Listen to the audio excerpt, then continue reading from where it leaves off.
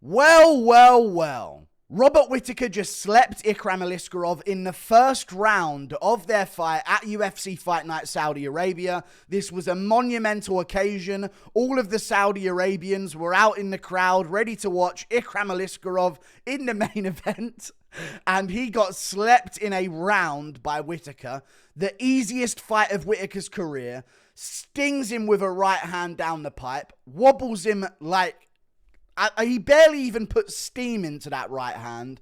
And Ikram's wobbled all over the place. Oh my God. Doesn't know where he is. Gets hit with a couple jabs. And then Whittaker times a perfect uppercut while Ikram Aliskerov is up against the cage.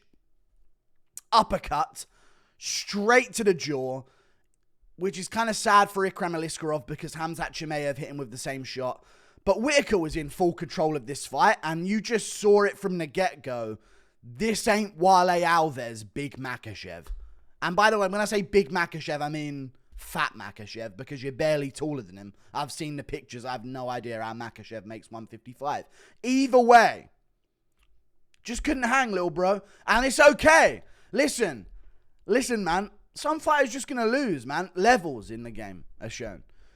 Just because you're Dagestani don't mean shit, okay? Now, next thing you'll be telling me the odds were close in the build-up to this.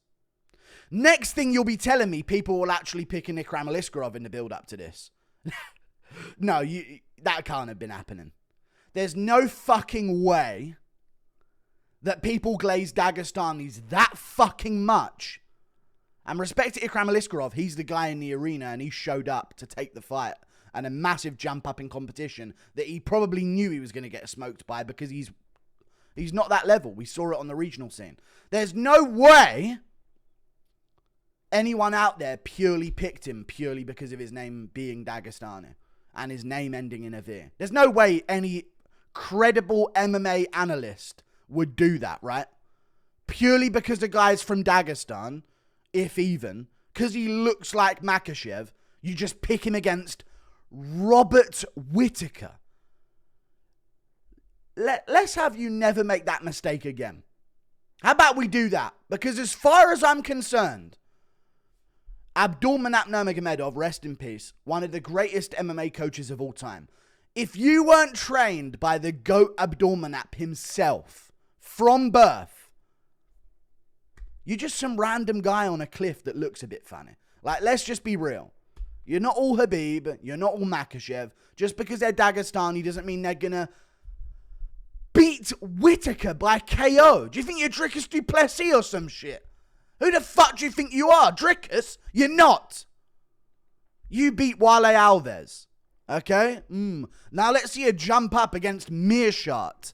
That is the natural progression of a contender. But no. Because these Dagestanis glaze each other and everyone fucking eats it up. Oh, I saw him take down DC in the gym. I watched you not be able to take down Poirier, Makhachev. Who are you fucking fooling? You know what I mean? Because these guys are in the cliffs of glaze against each other where they just non-stop just lie about shit. Oh, Habib, man, he was ragdolling Rockhold in the gym, I hear. And Corey Anderson as well. Those light heavyweights. Couldn't take down McGregor for a round or establish any dominant position against him, though. Okay, I'll just believe that, dude. Yeah, sure. I'm not believing it, dude. Habib is great. Makhachev might be greater, although not as dominant. He's more well-rounded and very technical. And he's an extremely good fighter. And Umar may end up being the same. But will we see another jump-up problem with Umar here? Because he's now doing the same thing. Who the fuck has Umar beat? But his name is Nurmagomedov, so he should be the favourite against Sandhagen, right? Now, I feel a little differently about Umar because he's actually been proven to be dominant. Ikram was not in the build-up. If you watched any of his regional fights, you'd have known he was about to get smoked in this one. Or at least beaten handily by Whittaker. I don't think it was going to happen in the first round. That's really embarrassing for all of his fan base. That'd be really embarrassing for his fan base. The problem I have with Ikram Aliskerov is, great guy. Really fun fighter to watch. Striker, goes for finishes, really ruthless, wants to get highlight reels out there. The problem I'm now going to have with Ikram Aliskerov is this dude's never going to be a star. He's about to lose his whole fan base because remember, the Habib fans, they don't like when you lose. You're a chicken if you lose. You're a coward. You're terrible.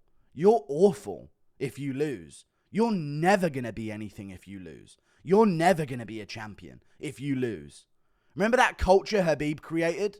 I can't wait for them to keep that same energy with Ikram Aliskerov as they do with any other fighter that loses to a Dagestani ever.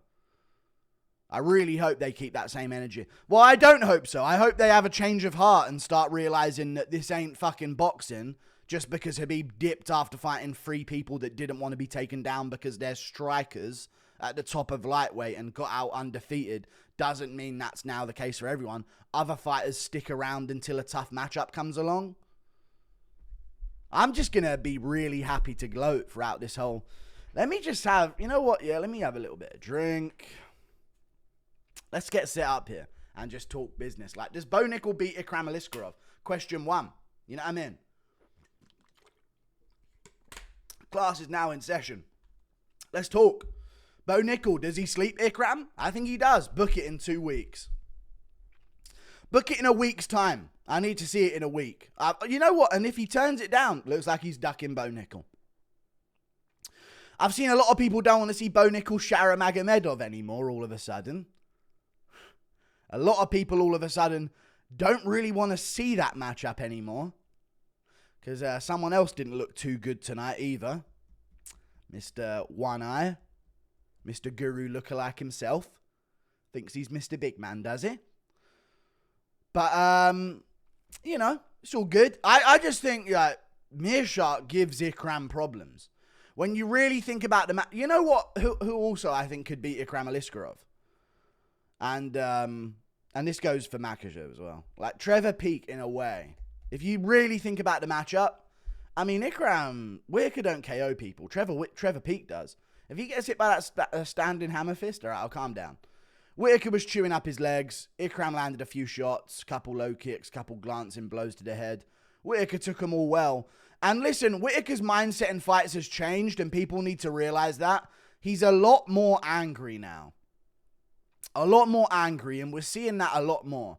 Now, against Adesanya and, you know, some of the earlier era of the people that he was fighting in the middleweight division, even against Romero and Jacare, he kind of had this mindset of don't get knocked out and outclass these guys. And sometimes he would finish these guys and eventually get the win, but he'd be timid on the back foot. Whittaker has a bit more grit to him now than he never really used to have this same level of grit that he does now, where he's proper angry out there. Like, you can see his energy, like he wants to hurt people now on the feet.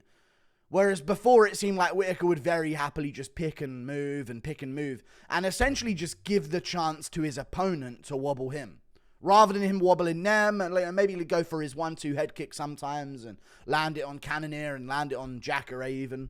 You know, he's landed it on a lot of people. Derek Brunson, he landed the same shot. He'll find his moments, but he's not actively trying to put people out in exchange per exchange. In an exchange for an exchange ratio, you know what I mean? Like, there'll be like 5 exchanges go by, Whittaker's just glancing shots. 10 exchanges go by, 15, and then Whittaker will be like, all right, I'll try and land this head kick now. Now it's Whittaker's thinking, okay, I lost that exchange, I'm winning the next one, and I'm putting this guy to sleep. And that's what we're seeing now from Whittaker, dude.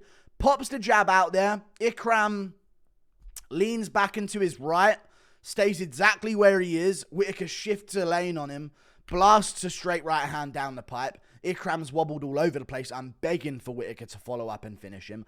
Begging and screaming for it because I was very unbiased for this fight. And Whittaker caught him with a head kick, glancing. You know, Ikram fell off balance at the same time.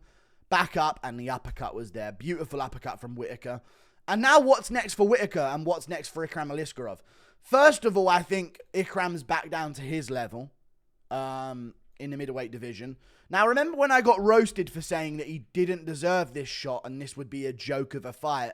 He shouldn't be in there with Whittaker. He's beat no one and he's proved nothing. But this is what happens. It's almost uneventful. Sure, I was really happy about it, but it's almost uneventful how easily he was fraud checked. I can't even say fraud checked though. Like, there was... But then again, you can, because what the fuck were the odds? And you can't tell me the odds were for anything other than the fact that this dude's Dagestani. Khabib succeeded. His prodigy, Makhachev, succeeded. That does not mean that everyone from this region is now going to be a monster. I don't see the UFC scouting out fighters in Wigan because Aspinall's doing so good. You know what I mean? This guy on the regional scene's from Wigan. Sign him up and give him a top contender if he wins his debut. That's not how it works. If you ain't trained by Abdulmanap from birth, you may have done combat sambo, but at the end of the day, you're just a weird-looking guy on a cliff. That's what it comes down to. And Ikram Aliskerov, you know, he beat Phil Hawes, chinniest guy in UFC middleweight history. Literally the Johnny Walker of middleweight. We'll get to Walker in my full card recap. Poor Walker, dude. Don't do much walking. There's a lot of laying down recently. Wale Alves, TKO. Like, what are we looking at here to say this guy beats Whittaker or should deserve a shot against Whittaker? So I would say, you know, let's do Mikhail Alekseychuk once he heals up from his arm. Mikhail Alekseychuk versus Ikram Aliskerov. Let's do Ikram Aliskerov versus Marc-Andre Barriault. These are appropriate matchups for him. Crazy that the odds were as close as they were, though. But, you know, that's what it is. Whittaker, full credit. I'm so happy for Whittaker. I need to reiterate that. Whittaker is one of those fighters where I'm just happy to see him not lose. It's not even about him winning. It's about him not losing. Certain fighters you just don't want to see lose. And especially if he would have lost to this one and Ikram would have fluked it, I can only imagine the fucking yapping people would be doing on Twitter. So I'm yapping back. That's all that's happening. The yapping that would be targeted at me if Aliskerov beat Whittaker. I don't give a fuck. I'm yapping away. But yeah, he beats Aliskerov. Good win to add to his resume. Not a great win. I mean, Aliskerov's accomplished fuck all nothing.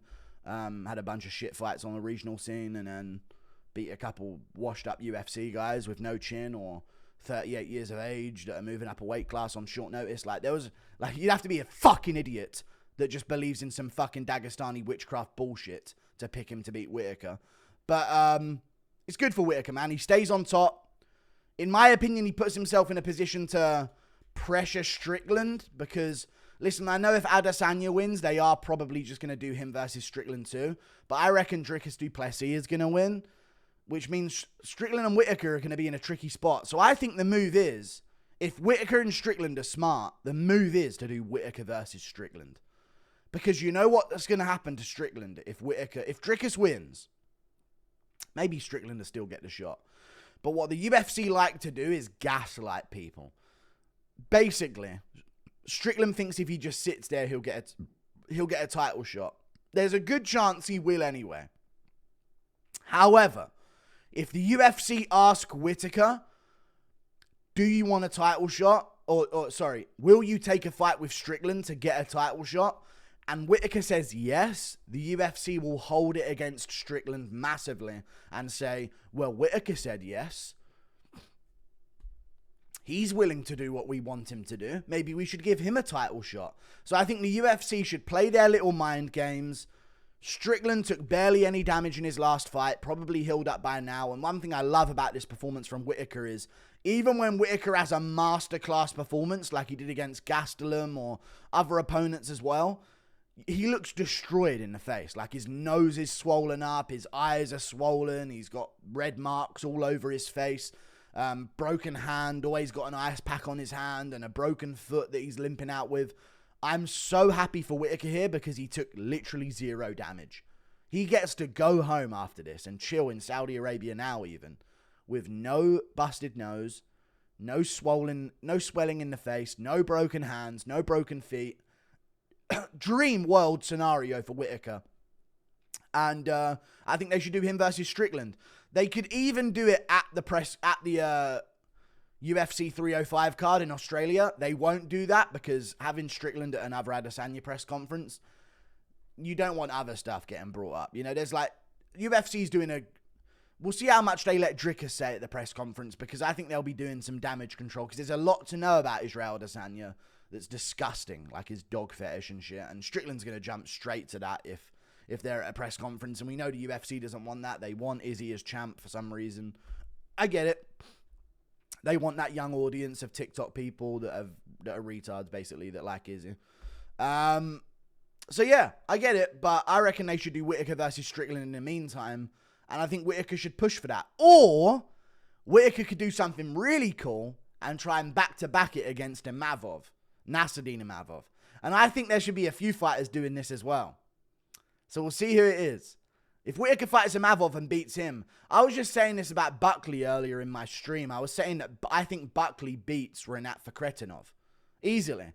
And you can build your name off of the fact that these guys are worth value for a win because of the way they look. Like, look how inbred that guy looks. Look, they clearly share, you know, look how inbred they are. And people look at that and say, oh, he must be a great fighter. There's a lot of mid ones out there. Yeah. There's a lot of these mid-Dagestani guys and mid-Caucasus region fighters where they're actually worth fighting now, right? The narrative is kind of changing because Buckley did this with Ruzaboev where it was like, okay, they're not all Khabib and Makhachev. Some of them are just dog shit fighters that have padded their career and they can grapple a bit. If you can shut down the grappling, you're fucking laughing against some of these guys. So that's what I think a lot of fighters should do. They should start looking at that because casual fans see a name like Imavov getting finished. Not that Imavov is a person to them. Just the name on paper, Imavov, Aliskerov, these types of names. And they value it so high, even if the guy ain't accomplished fuck all in his career. So, we'll see. Amazing performance by Whittaker, though. Really nasty finish, and I'm really happy about this one, guys. It's a shame that Aliskerov's fans are going to call him a chicken and a quitter and say that he'll never be anything, though. That's a really big shame that his fan base are not going to be there for him after yapping that he was going to beat Whittaker all week long. They're all going to turn on him for being a chicken and losing, which is a shame. It really is a shame that they will turn on him like that unless they're all hypocritical bitches. Your boy got smoked, and I'm going to gloat about this.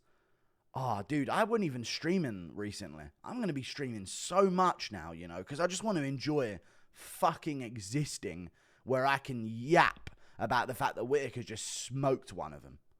Like and subscribe. I'm going to be real happy for the next week. When's the next time a Dagestani guy fights in a high-profile fight? How many weeks have I got to yap? Okay, nothing on UFC 303, and Delidze's from Georgia, and he'd probably fucking lose because he's shit. Okay, we're not looking at anyone there on 303. Barbara Namajunas, no. Amanda Lemos Jandaroba is a fight night main event. Not much going on at UFC 303. So until Sandhagen, I've got until early August to yap. So as far as I'm concerned, all Dagestanis are frauds, and we'll see until I'm proven otherwise. You know, as of right now, it's kind of just Khabib and Makhachev and, you know, Ankalaev. Remember that guy? Just, I remember, oh yeah, he KO'd Johnny Walker in round 2. Ozdemir did it in fucking 1. Round 2 KO. Imagine taking Walker to the second round. Sheesh. Like and subscribe, guys. See you later. Goodbye.